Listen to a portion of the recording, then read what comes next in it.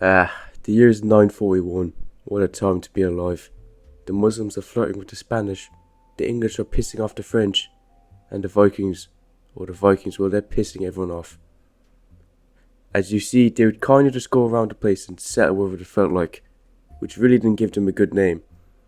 And Ireland felt the full force of this, as Ireland was full of rivers, giving them easy access to raids. For years the Irish feared for their safety, but soon enough that would be no more, as Boru was going to change that.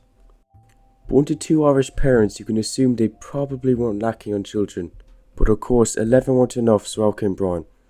His mother was, that, and his father was Maclócan, King of Thomond, a small kingdom under the Kingdom of Munster, which was ruled by Ivor. Not this one now, but Ivor of Limerick. He wasn't Irish, but a Viking. At a young age, Brian was sent to be educated in the island of Inishfallen in County Kerry. But one day when Brian was 10 years old, he found out his father was killed in a battle with the Vikings in Limerick, and was brought home only to witness another raid on a local fort. The fort was located on the shore of River Shannon, allowing the Vikings to sail up from Limerick to attack it. According to the tale, Brian and his oldest brother Matgamain were on a hill near the fort, tending to a herd of cows. They heard screams, and after seeing smoke coming from the nearby town, they would rush down to help in the defence, but the Vikings had already left, leaving it burnt and looted. Brian's mother was killed, as were many of Brian's brothers who were defending the town. This event horrified Brian and had an everlasting impact on him.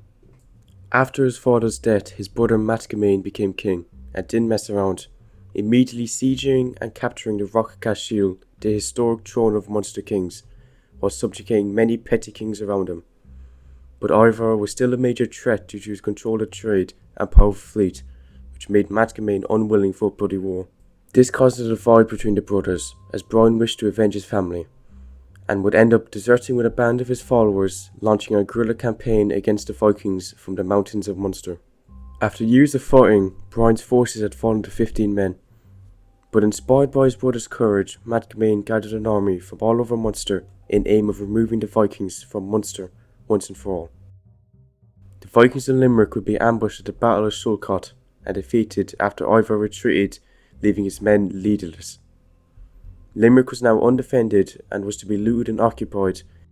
Matgamain was now the uncontested king of Munster, and was looking to be a mighty king, a man worthy of uniting Ireland and its people, leading them into a brighter future. Well, until he was kidnapped and murdered by a man named Máel MacBride. We'll talk about him later. It looks like the man who was once 12th in line to the throne, destined for life as a minor noble, was now the mighty king of all of Munster. Now that's what you call look at the Irish, eh? But after a bit of revenge taking, Viking rebellion slaying, and women convincing, he was grand and ready to go.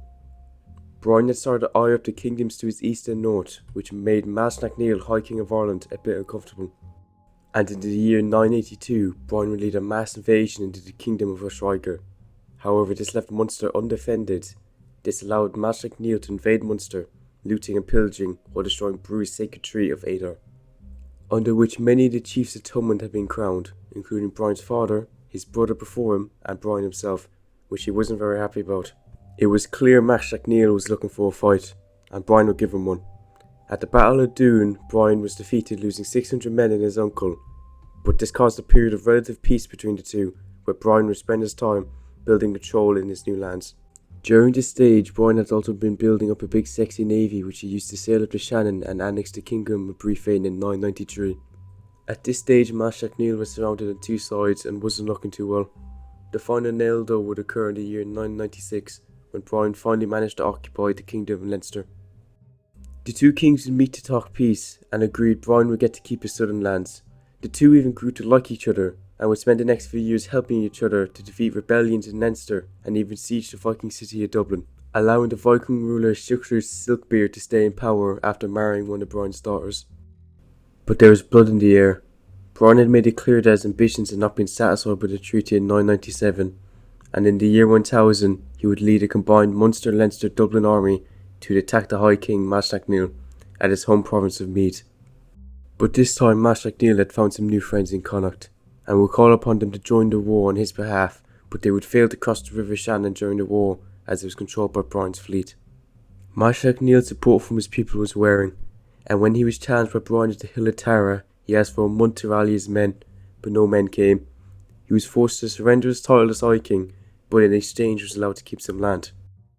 Brian, now in his 60s, would spend the next decade or so of his life subjugating and accepting submissions of the last of the lesser kingdoms who had not already submitted to him.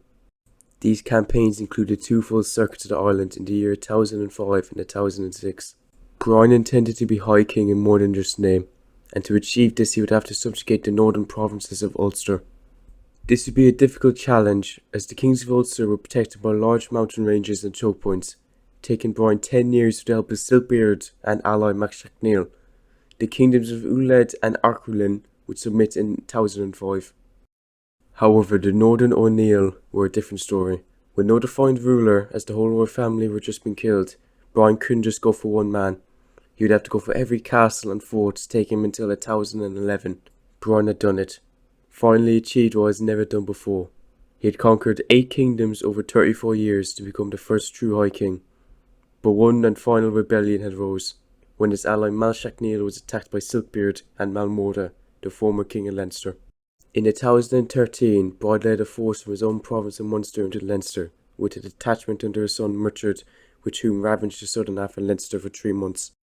The 2 forces were united on this 9th of September outside the walls of Dublin. The city was blockaded by Brian's fleet, but it was the High King's army that ran out of supplies first, which forced them to abandon the siege and return to Munster around Christmas with his son Murchard.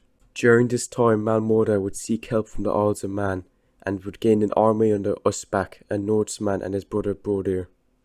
But after a disagreement, Brodir planned to kill Usbach and his men. Usbach would flee with his men, joining Brian and converting to Christianity. A disagreement between Brian and Sechnaill resulted in the withdrawing of his support. But after the winter, Brian would return to Dublin, and it seems he was confident, maybe a bit too confident, and sent a detachment under his second son to raid the land in Leinster.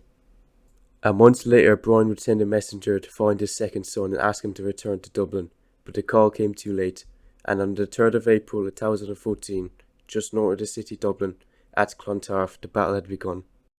The battle was said to last all day, and it was incredibly bloody. Sechnaill had a turn in fate and would return to help his old friend, but the Irish had managed to break the line of the Vikings and cause a retreat.